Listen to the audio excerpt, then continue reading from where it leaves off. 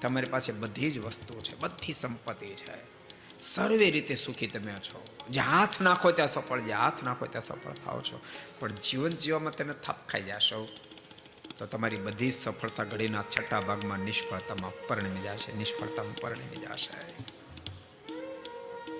માટે બધાને મારો આગ્રહ છે, ખૂબ દિવ્ય જીવન જીવો, વ્યસન નહીં, કુટેવ નહીં, કુલક્ષણ નહીં, એવું દિવ્ય જીવન જીવો. શબ્દ યાદ આવે, એવું દિવ્ય જીવન જીવો. તમારા પરિવારના સદસ્યોને બીજા કોઈને આદર્શ માટે શોધવા ન જવા પડે, તમે તમારા પરિવારના આદર્શ બની જાઓ, એવું દિવ્ય જીવન છે. તમારા સંતાનોના મનમાં એમ થાય મારા બાપુ જીવન જીવવું, મારે જીવન જીવવું છે. દીકરાની વહુના મનમાં એમ થાય મારે સાસુબા જીવન જીવે, એવું મારે જીવન જીવવું છે.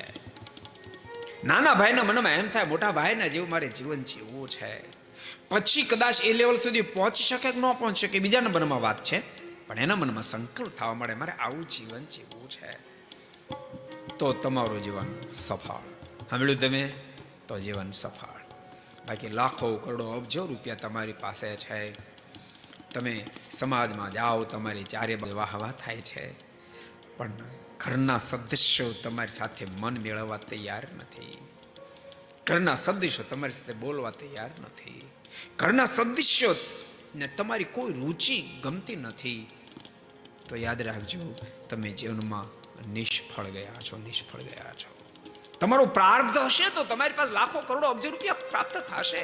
મચ્છી મારની ઘેરે પણ કરોડો અબજો રૂપિયા હોય છે, નથી હોતા? તો આપણે એમ કહેવાય એ બહુ ભાગશાળી, બહુ સફળ થયો કહી શકાય?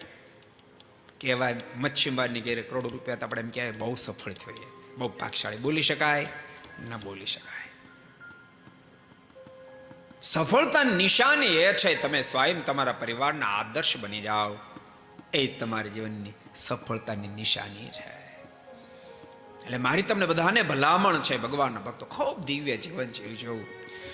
પરમાત્મા ઉપરની શ્રદ્ધા પોસાય તે પોજિસ્ટ નિર્માણ થાય. ઉગમણા બદલે આથમણ ઉગી જાય તો પરમાત્મા પ્રત્યેની શ્રદ્ધાને टूटवाने देशो, टूटवाने देशो. को पसंद आया हो तो लाइक करें और शेयर करना मत भूलिए.